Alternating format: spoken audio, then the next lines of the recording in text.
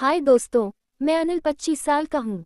मैं रोज जिम जाता हूँ इसलिए बदन तो मेरा ठीक ठाक है, ऐसा लोग कहते हैं। मेरे घर में मम्मी, पापा, चाचा, चाची, मेरी बहन और मेरा छोटा भाई है जो छठी कक्षा में पढ़ता है।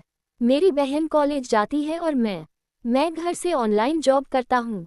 लैपटॉप मेरा साथी है। मेरी एक मासी है तो करीना मासी, जो गाजियाबाद में रहती हैं। उनकी उम्र 33 साल है और वह बहुत ही हंसमुख और सुंदर हैं। उनके 2 बच्चे हैं, एक बेटा और एक बेटी। मासी से मेरा रिश्ता बड़ा मजेदार है। मैं उनसे हमेशा मजाक करता रहता हूँ और वह भी मेरे मजाक को हंसकर टाल देती हैं। एक बार की बात है, मम्मी और चाची को 2 दिन के लिए बाहर जाना था। पापा और चाचा अपने बिजनेस के काम से रोज ऑफिस जाते थे, बहन कॉलेज और छोटा भाई स्कूल। मम्मी को चिंता हुई कि घर और बच्चों का ख्याल कौन रखेगा, तो उन्होंने मासी को फोन किया और पूछा, करीना क्या तुम 2 दिन के लिए हमारे घर आ सकती हो? मासी ने मौसा जी से पूछा और मौसा जी ने हामी भर दी। अगले दिन मासी, मौसा जी और उनके दोनों बच्चे हमारे घर आ गए। मम्मी ने मासी के बच्चों को भी अपने साथ घुमाने ले लिया और मौसा जी अपनी प्राइवेट जॉब के लिए निकल गए। पापा, चाचा, बहन और भाई भी अपने अपने काम पर चले गए। अब घर में सिर्फ मैं और मासी रह गए थे। मासी घर संभालने में जुट गई। मैं नहाकर बाहर आया और कोल्ड क्रीम लगाने लगा। मासी उस वक्त फर्श पर पोछा लगा रही थी। उन्होंने मुझसे मजाक में पूछा, अरे अनिल, तू तो जिम जाता है, कोल्ड क्रीम मैं लगा दूं क्या? मैंने भी हंसते हुए हाँ कह दिया। मासी ने सोफे पर मुझे बिठाया और मेरे कंधों पर क्रीम लगाने लगी। फिर बोली, तू तो जिम में बड़ा मेहनत करता है पर खाना तो अभी भी मम्मी के हाथ का ही खाता है ना? मैं हंस पड़ा और बोला, मासी आपका खाना भी तो कमाल का है, आज बनाओ ना कुछ स्पेशल। मासी के साथ उस दिन का मजा तो बस शुरुआत थी।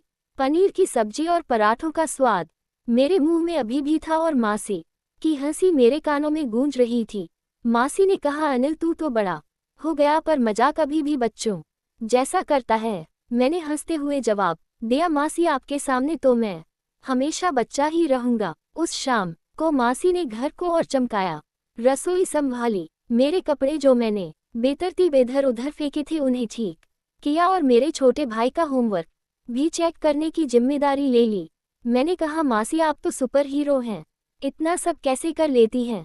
मासी ने पलट कर कहा, अरे ये तो बस आदत है, तुम भी जिम में वेट उठाते हो, मैं घर में सारा काम उठाती हूँ। शाम को जब मेरी बहन कॉलेज से लौटी तो मासी ने उसे भी अपने मजाक के जाल में फंसा लिया। मेरी बहन रीना को मासी ने चिढ़ाते हुए कहा, रीना, अनिल तो कह रहा था कि तुम कॉलेज में सिर्फ मस्ती करती हो, पढ़ाई तो बस नाम की।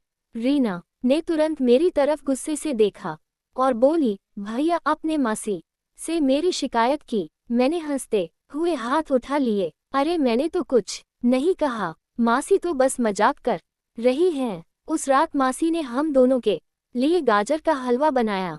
मैंने मजे लेते हुए कहा, मासी अगर आप रोज यहाँ रहने लगी तो मैं जिम छोड़ दूंगा, क्योंकि आपका खाना खाकर तो मैं मोटा हो जाऊंगा।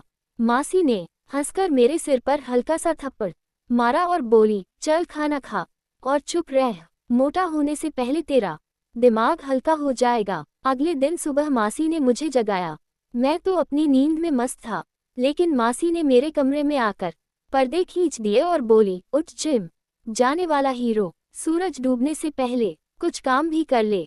मैं बड़बड़ाते हुए उठा और नहाने चला गया। जब बाहर आया तो देखा मासी ने मेरे लिए नाश्ते में पनीर के पराठे और लस्सी तैयार कर रखी थी। मैंने कहा, मासी आप तो मेरी मम्मी को भी पीछे छोड़ रही हैं। मासी ने हंसकर जवाब दिया, अरे तेरी मम्मी को मत बता देना वरना मुझे डांट पड़ेगी।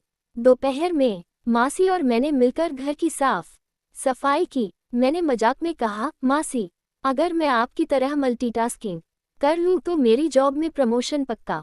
मासी ने हंसते हुए कहा, तो मुझसे सीख ले, मैं तुझे 2 दिन में सिखा दूंगी कि घर कैसे चलाया जाता है। शाम को मम्मी, चाची और मासी के बच्चे वापस आए। मम्मी ने घर की हालत देखकर मासी की तारीफों के पुल बांध दिए। मासी ने शर्माते हुए कहा, अरे बस थोड़ा सा काम किया, अनिल ने भी तो मदद की। मैंने तुरंत कहा, हाँ मम्मी, मैंने तो पूरा मैनेजर बनकर मासी की हेल्प की। सब हंस पड़े। उन 2 दिनों में मासी ने ना सिर्फ घर संभाला, बल्कि मेरे और रीना के साथ इतने मजेदार पल बिताए कि हम दोनों को लगा जैसे मासी हमारे साथ हमेशा रहे। मासी के जाने के बाद मैंने सोचा अगली बार मम्मी कहीं जाएंगी तो मासी को फिर बुलाना पड़ेगा।